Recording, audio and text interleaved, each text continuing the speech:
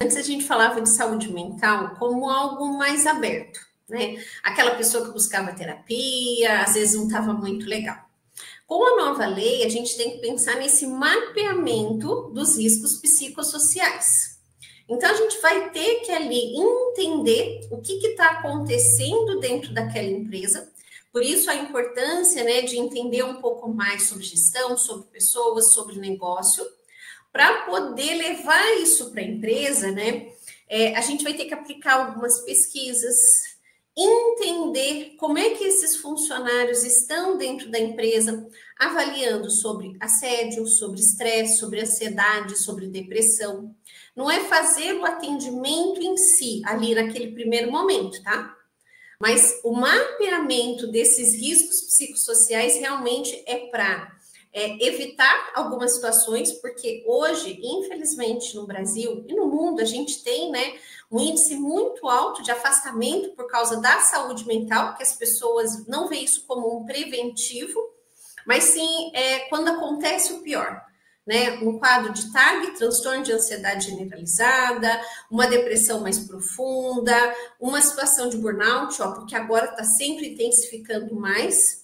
Então, antes disso acontecer, as empresas serão obrigatórias, né? Vai ter uma obrigatoriedade com essa nova lei de mapear esses riscos. E aí não é só mapear, é entrar em ação para que isso seja mudado ao longo de toda a trajetória da empresa. Então, os riscos psicossociais ali, não é só assim, meu líder não falou isso, não está muito legal, não. É ter uma avaliação concreta, né? Que a gente faça realmente relatórios, anamnese, ter uma funcionalidade com tudo isso, falar, tá, eu tenho todo esse problema, o que eu faço com tudo isso? Então, a partir de agora, né, a partir de maio, é obrigatório ter. Então, não adianta só eu falar assim, teve um afastamento, a minha rotatividade, o meu absenteísmo está alto. Tá, o que você está fazendo? Como é que você mapeou isso? Quem é o profissional que está assinando isso? Então, aí é quando entra realmente, né? É o que eu falo, ter profissionais de confiança, né? Eu não vou colocar o meu CRP ali só para falar que está tudo lindo, maravilhoso. Então, quem me conhece já sabe, né? Eu não negocio ética, confiança e respeito nas empresas, porque daí quando a gente faz esse mapeamento, Renato, vai ser muito importante quais as ações. Se for um caso mais aprofundado, como é que a gente vai ajudar?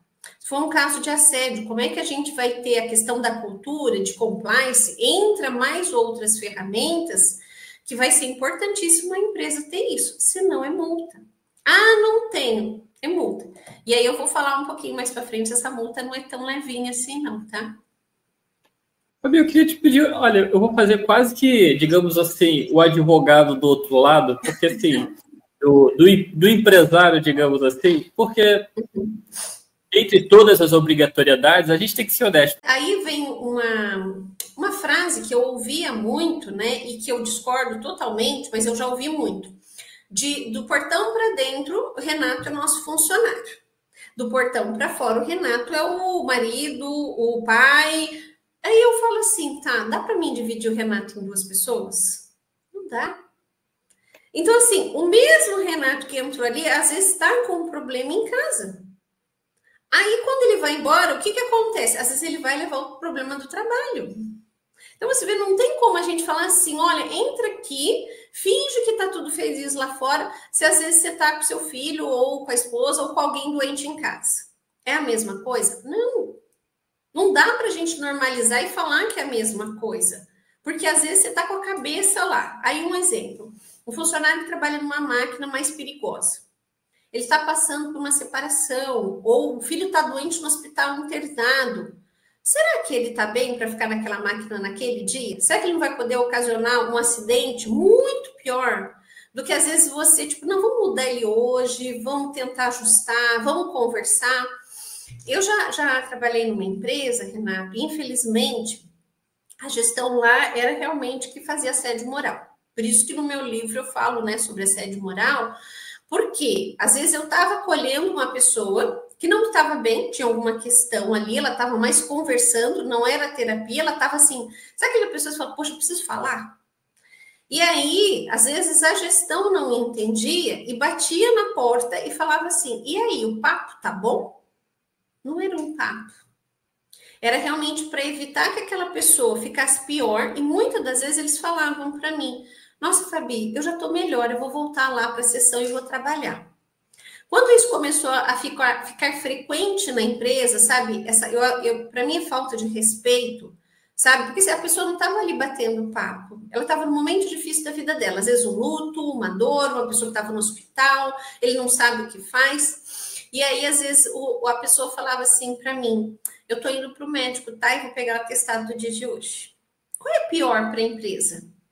Você ter um profissional ali que acolhe, entenda e você consiga resolver a questão da pessoa, ela não vai embora, porque às vezes eles não iam embora, ou aquela pessoa que já fala assim, eu tô indo, vou pegar uns 2, 3 dias de atestado, tá? Quem vai perder mais? Ah, Fabi, mas o funcionário perde, tá? Mas a maioria não. Olha, eu ia te perguntar isso, Fabi. Eu ia te pedir para a gente inverter a conversa. Antes de a gente falar dos impactos da produtividade e de como se organizar para isso, eu queria te perguntar o quanto o mercado está preparado para isso e, a partir disso, quais são, digamos, os castigos, vou colocar dessa forma, porque eu acredito que no Brasil todas as leis são para inglês ver, sabe? Ela só funciona porque tem algum castigo muito forte para as pessoas, assim, multa. Então, assim, para a gente esclarecer para quem estiver assistindo, empreendedor e empresário, estamos preparados e quais serão as consequências de não estar preparado para esse momento? Porque maio é logo ali, né? Então, vou voltar um pouquinho só. Né? Não é agora que eu comecei a falar disso. Desde que a gente começou a conversar lá atrás, fizemos podcast, eu já falava de saúde mental. A lei começou a vir em 2023, que aí foi a primeira lei falando sobre a obrigatoriedade da gente falar sobre assédio moral nas empresas.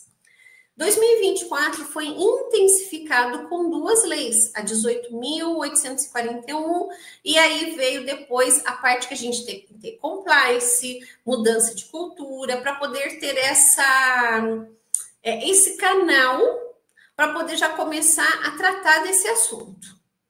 Aí, quando chegou agora para 2025, veio a lei que é, junto com a NR1, da obrigatoriedade das empresas em implantar os processos, né, de gestão e riscos psicossociais, porque daí são várias questões que a gente tem que fazer e ações para tratar isso. Então, assim, não é algo pontual. Ah, eu vou lá, implanto, acabou, esqueço. Não.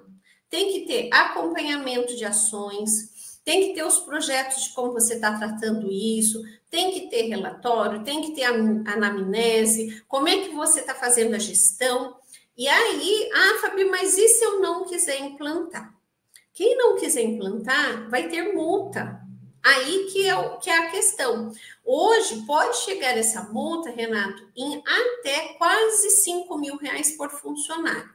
4.900 pouquinho, quase R$5.000. Só que daí você fala assim, eu tenho um funcionário, vou pagar 5.000. Eu acho que 5.000 já dói no bolso. Né? Se for um pequeno empresário, então, né? 5.000 é muito dinheiro. A gente fala, Fabi, mas ele é empresário. Gente, tem empresário que tá ali começando, né? Tá, mas e se for o grande?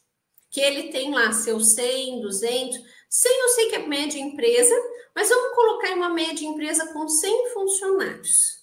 Numa multa de 5.000 cada. Acho que vai pesar, né? Então, aquilo que ele podia investir em prevenção, em cuidado, e eu te trago mais um dado. Não é só em prevenção e cuidado. Agora eu vou cuidar, vou fazer